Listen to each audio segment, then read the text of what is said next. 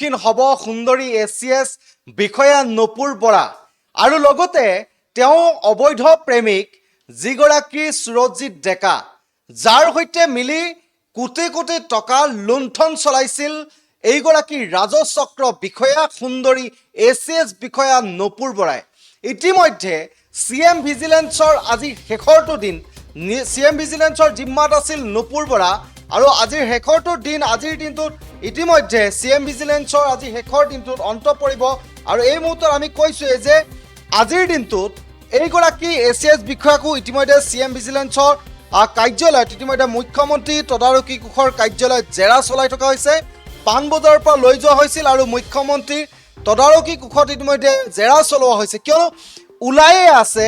যিমানেই অভিযান চলাইছে সিমানেই টকা ওলাইছে সিমানেই অলংকাৰ ওলাইছে সিমানেই সম্পত্তিৰ তালিকা পোহৰলৈ আহিছে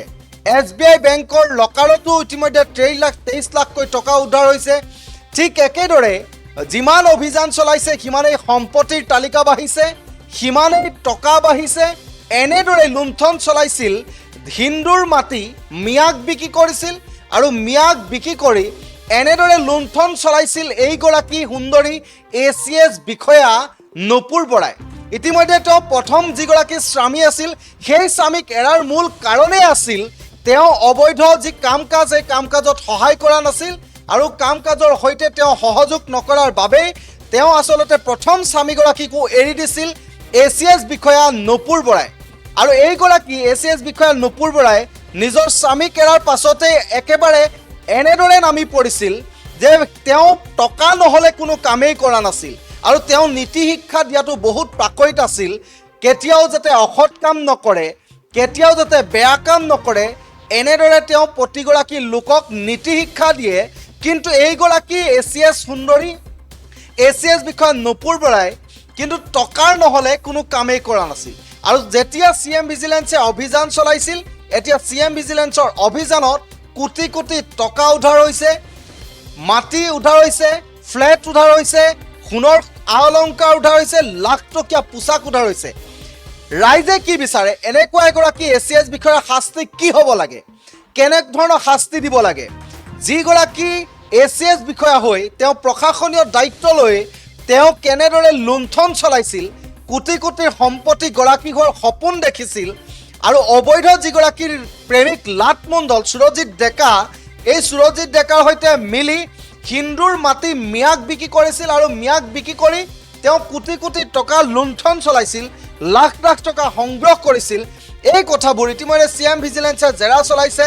তদন্ত কৰিছে অভিযান চলাইছে ইতিমধ্যে এটা এটাকৈ কথা পোহৰলৈ আহিছে মুখ্যমন্ত্ৰীগৰাকীয়েও ইতিমধ্যে নপুৰ বৰাৰ ক্ষেত্ৰত কেতবোৰ মন্তব্য কৰিছে যিগৰাকী নপুৰ বৰাৰ পিতৃ আসলতে এগৰাকী শিক্ষক আছিল আৰু তাৰ শিক্ষকৰ জীয়ৰী হৈ কেনেধৰণে কালিমা লগাইছে এই শব্দবোৰ ইতিমধ্যে আহিছে পোহৰলৈ এই কথাবোৰ পোহৰলৈ আহিছে আৰু এই মুহূৰ্তত ক'ব লাগিব এইগৰাকী আছিল সেইগৰাকী সুন্দৰী ACS বিষয়া কেৱল ধন সম্পত্তিৰ বিলাসী জীৱন যাপন কটোৱাৰ বাবে হিন্দু মাটি বিক্ৰী কৰিছিল মিয়াক আৰু লাখ লাখ টকা উপাৰ্জন কৰাৰ চেষ্টা কৰিছিল টেবুলৰ তলেৰে টকা নহলে কোনো কামেই কৰা নাছিল এইগৰাকী সুন্দৰী ACS বিষয়া আৰু আজি CM ভিজিলেন্সৰ যেটো 3 দিনৰ জিম্মাত আছিল আৰু জিম্মাৰ আজি শেষৰ দিনটোতো জেৰা চলোৱা হৈছে কেতবোৰ আৰু বহুত তথ্য হয়তো পোহৰলৈ আহিবলৈ আছে বহুত টকা হয়তো উদ্ধাৰ হ'বলৈ আছে কিয়নো এইগৰাকী ACS বিষয়ে প্ৰায় 6টা বছৰত প্ৰায় কোটি কোটি টকাৰ মালিক হৈছিল কোটি কোটি টকাৰ সম্পত্তি গৰাকী হৈছিল যিগৰাকী ACS বিষয়ে তেওঁ জীৱনৰ চাকৰি কালত প্ৰায় আজিৰ দিনটোলৈকে আপুনি যদি তেওঁ এই চাকৰিৰ দিনৰ দৰমহা যদি আপুনি কাউণ্ট কৰে তেনেহ'লে 45 লাখতকৈ হয়তো বেছি টকা নহ'ব কিন্তু 45 লাখ টকা নহয় 400 গুণ আয় বহিৰ্ভূত সম্পত্তি এতিয়া পোহৰলৈ আহিছে আয় বহিৰ্ভূত সম্পত্তি এতিয়া এইগৰাকী ACS বিষয়ৰ পৰা জব্দ কৰিবলৈ CM ভিজিলেন্সে সক্ষম হৈছে মুখ্যমন্ত্ৰী তদাৰকী কোষৰ কঠোৰ আসলতে যি নিৰীক্ষণ বা কঠোৰ তদন্ত অভিযানৰ ফলত ইতিমধ্যে পোহৰলৈ আহি আছে ইটোৰ পাছত সিটোকৈ নপুৰ বৰা কলংকিতৰ কাহিনী কলংকিত তথ্য কেনেদৰে টেবুলৰ তলে টকা লৈ কাম কৰিছিল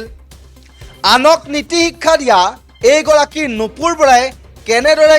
টকাৰ অবিহনে কোনো কামেই কৰা নাছিল, এই কথাবোৰ এতিয়া পোহৰলৈ আহিছে। এতিয়া প্ৰশ্ন এটাই, শাস্তি কি হোৱাটো বিচাৰে?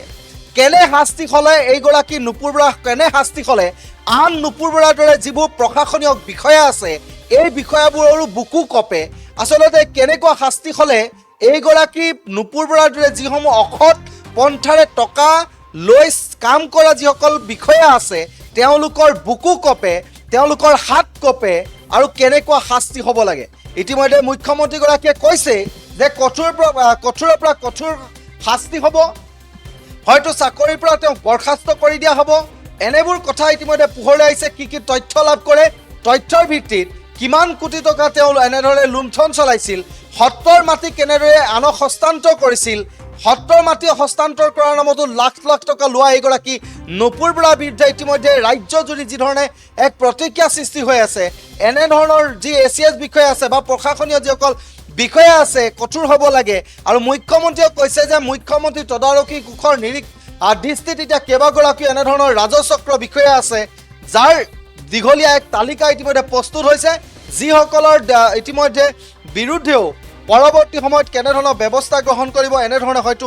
নুপুৰ বৰাৰ দৰে ওলাই আহিব লাগিব। এই কথাবোৰ এতিয়া চৰ্চা চলিছে বা মুখ্যমন্ত্ৰীয়েও কৈছে। কথাবোৰ এতিয়া এটাই কথা, আজিৰ দিনটোত ইতিমধ্যে CM ভিজিলেন্সৰ জিম্মা শেষ হ'ব। পৰৱৰ্তী সময়ত এইগৰাকী নুপুৰ বৰাৰ ক্ষেত্ৰত আৰু কিমান কঠোৰভাৱে তদন্ত প্ৰক্ৰিয়া আগবাঢ়িব, কেনেধৰণে ব্যৱস্থাৰ মাজেৰে তেওঁক শাস্তি দিবলৈ সক্ষম হ'ব, এয়া পৰৱৰ্তী সময়ত লক্ষণীয় হ'ব।